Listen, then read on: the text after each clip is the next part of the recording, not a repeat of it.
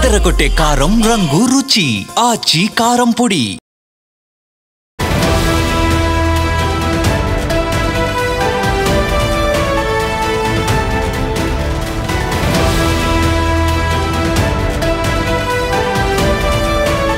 పాకిస్తాన్కు ఇజ్రాయెల్ ఊహించని షాక్ ఇచ్చింది. పాకిస్తాన్ నౌకపై డ్రోన్తో ఇజ్రాయెల్ దాడి చేసింది.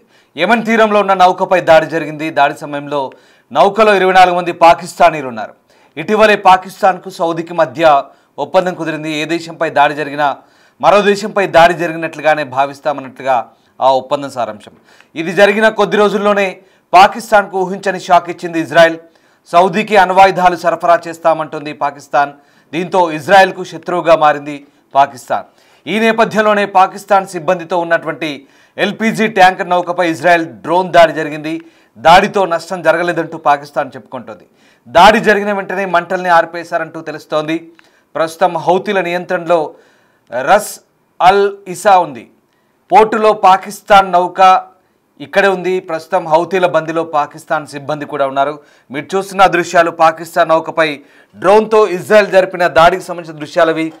యెమెన్ తీరంలోని ఈ దాడి జరిగింది. యెమెన్ తీరంలోని రాస్ అల్ ఇసా ప్రాంతంలో ప్రస్తుతం హౌతీల నియంత్రణలో ఆ పోర్టులో ఈ నౌక ఉన్నట్టుగా చెప్తున్నారు. పాకిస్తానీ నౌకపై యెమెన్ తీరంలో పాకిస్తాన్ సిబ్బందితో కూడిన నౌకపై ఇజ్రాయెల్ డ్రోన్ దాడి జరిపిన దృశ్యాలు మనం చూస్తూ ఉన్నాం. Disturbing content on big TV screen. Houthi బందీ సంక్షోభం తర్వాత పాకిస్తాన్ సిబ్బందితో కూడినటువంటి ఎల్పీజీ ట్యాంకర్ను సురక్షితంగా తరలించారు. ఇప్పుడు 24 మంది పాకిస్తాన్తో సహా 27 మంది అక్కడ ఉన్నట్టుగా తెలుస్తుంది. ఇజ్రాయెల్ అలాగే సౌదీ అరేబియా ఇటీవల ఒక రక్షణ ఒప్పందంపై సంతకాలు చేశాయి. దీని ప్రకారం 2 దేశాలపై దాడి మరొక దేశంపై దాడిగా పరిగణించబడుతోంది. ఈ ఒప్పందం తర్వాత పాకిస్తాన్ సౌదీ అరేబియాకు అణ్వాయుధాలను సరఫరా చేయడం గురించి కూడా మాట్లాడినట్టుగా తెలుస్తోంది. ఈ ప్రకటనలతో పాకిస్తాన్ అనవసరంగా ఇజ్రాయెల్తో తన శత్రుత్వాన్ని పెంచుకుంది. ఇప్పుడు ఇజ్రాయెల్ పాకిస్తాన్ ఓడపై దాడి చేసినట్టుగా వార్తలు వస్తున్నాయి. దాడి జరిగినప్పుడు ఎర్ర సముద్రంలో ఆ ఓడ ఉంది. పాకిస్తాన్ సిబ్బందితో కూడిన ఎల్పీజీ ట్యాంకర్ ఇజ్రాయెల్ దాడికి గురైనట్టుగా పాకిస్తాన్ హోంమంత్రి మెహసిన్ నఖ్వీ ధృవీకరించారు. హౌతీ తిరుగుబాటుదారుల బారి నుంచి ఓడ సురక్షితంగా తప్పించుకుందంటూ ఆయన చెప్తున్నారు. ఆ నౌకలో 27 మంది సిబ్బంది ఉన్నారు. వీరిలో 24 మంది పాకిస్తానీలు, 2 శ్రీలంక జాతీయులు, అలాగే ఒక నేపాలీ పౌరుడు కూడా ఉన్నారు. అక్కడి స్థానిక మీడియా నివేదికల ప్రకారం సెప్టెంబర్ 17న ఇది ఓడను ప్రస్తుతం హౌతీ నియంత్రణలో ఉన్నటువంటి రాస్ అల్ ఇసా ఓడరేవులో నిలిపివేశారు. ఆ సమయంలో ఇజ్రాయెల్ డ్రోన్ ట్యాంకర్ను లక్ష్యంగా చేసుకుంది. ఈ దాడి కారణంగా ఓడలోని ఎల్పీజీ ట్యాంకుల్లో ఉన్న ఒకదానిలో భారీ పేలుడు సంభవించింది. అయితే సిబ్బంది మంటలను అదుపు చేయగలిగారు. అలాగే విమానంలో ఉన్న ప్రతి ఒక్కరూ ప్రాణాలతో బయటపడ్డట్టుగా తెలుస్తుంది. ఇక పాకిస్తాన్ వార్తా సంస్థ ట్రిబ్యూన్ చెప్తున్న దాని ప్రకారం దాడి జరిగిన వెంటనే హౌతీ తిరుగుబాటుదారుల పడవలు సంఘటనా స్థలానికి చేరుకుని ఓడను తమ ఆధీనంలోకి తీసుకున్నాయి.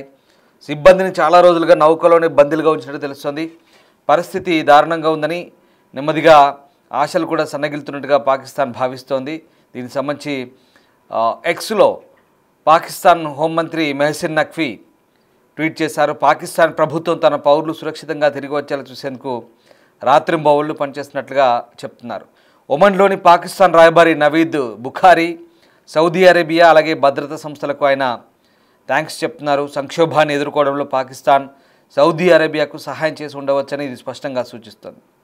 ట్యాంకర్ అలాగే దాని సిబ్బంది ఇప్పుడు సురక్షితంగా ఉన్నారని, అలాగే యెమెన్ జలాలను విడిచిపెట్టినట్టుగా నఖ్వీ చెప్తున్నారు. సో మొత్తం మీద ఈ ఘటన తర్వాత 2 ఇబ్బందులను ప్రస్తుతం పాకిస్తాన్ ఎదుర్కొంది. ముఖ్యంగా ఒకటేమో ఇజ్రాయెల్ డ్రోన్ దాడిలో పాకిస్తాన్ నౌక ధ్వంసమైంది. ఆ దృశ్యాలు చూస్తున్నాం కదా. అలాగే ఇజ్రాయెల్ దాడి జరపగానే మరోవైపు ఆ నౌకను హౌతీలు చుట్టుముట్టారు. అదంతా హౌతీలు యెమెన్లోని హౌతీల ఆధీనంలో ఉంది. మనకు తెలిసిందే ఎర్ర సముద్రం అంతా కూడా హౌతీలు పైరట్లుగా మారి ఆ ప్రాంతాన్ని అంతా కూడా వాణిజ్య నౌకలు ధ్వంసం చేస్తున్నారు. ముఖ్యంగా అమెరికా, బ్రిటన్ నౌకలను ఎక్కువగా డ్యామేజ్ చేస్తున్నారు సముద్రపు దొంగలు, హౌతీ దొంగలు. సో దీంతో హౌతీ శిబిరాలపై వరుసగా అమెరికా దాడి చేస్తుంది బ్రిటన్ సహకారంతో. అంతేకాదు హుదైదా పోర్టు, సనా, హౌతీల యెమెన్ రాజధాని అయినటువంటి సనాపై కూడా ఎయిర్పోర్ట్పై దాడి చేసింది. అనేక సార్లు అమెరికా వరుస దాడులతో ఒక్కసారిగా హౌతీలపై విరుచుకుపడుతుంది. అంతేకాదు ఇజ్రాయెల్ కూడా చాలా దాడులు చేసింది హౌతీలపై. ఎందుకంటే హౌతీలు హమాస్కు సపోర్ట్గా నిలుస్తున్నారు. హమాస్కు సపోర్ట్గా నిలుస్తూ ఇజ్రాయెల్ నగరాలపై హౌతీలు కూడా దాడి చేస్తున్నారు. దీంతో హౌతీలపై ఇజ్రాయెల్ కూడా వరుస దాడులు చేసింది. చాలా వరకు ఏకంగా హౌతీలు టెల్ అవీవ్పై దాడి చేసినప్పుడు, ఇజ్రాయెల్ క్యాపిటల్ సిటీ టెల్ అవీవ్పై దాడి చేసినప్పుడు హౌతీలు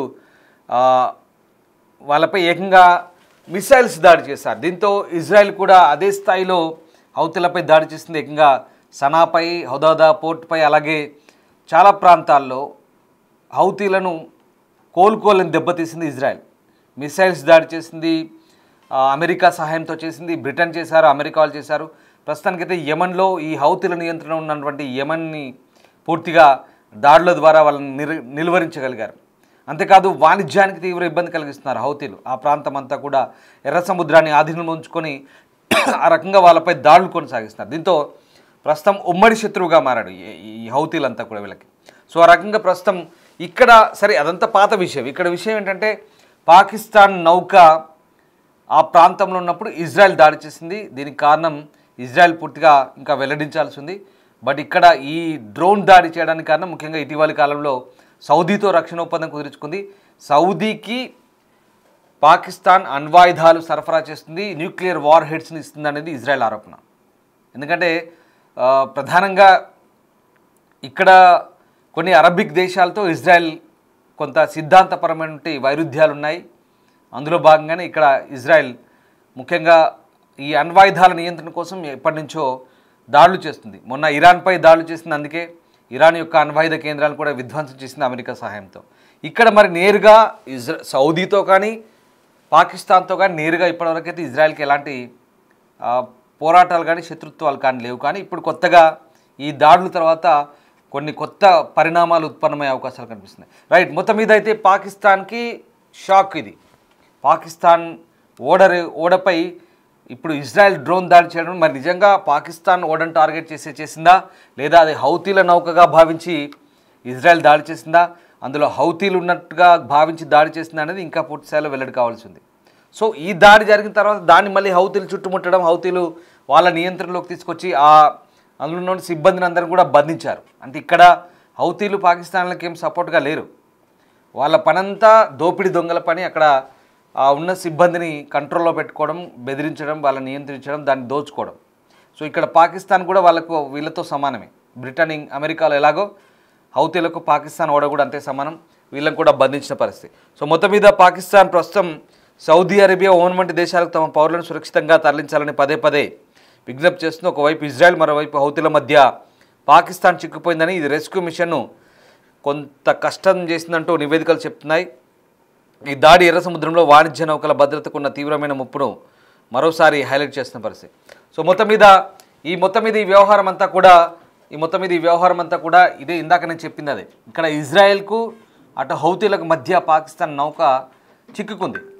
హౌతీలు ఏం పాకిస్తాన్కి సపోర్ట్గా లేరు. వాళ్ళను నియంత్రించారు, కట్టడి చేస్తున్నారు.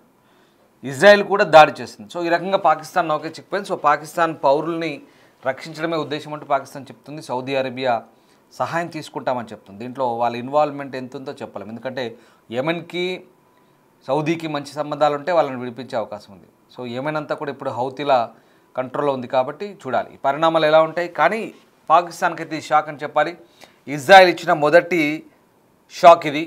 ఫ్యూచర్లో ఇజ్రాయెల్ కనుక ఈ అణ్వాయుధ నియంత్రణ కనుక పూనుకుంటే పాకిస్తాన్ ఖచ్చితంగా కట్టడి చేసే అవకాశాలు ఉన్నాయి.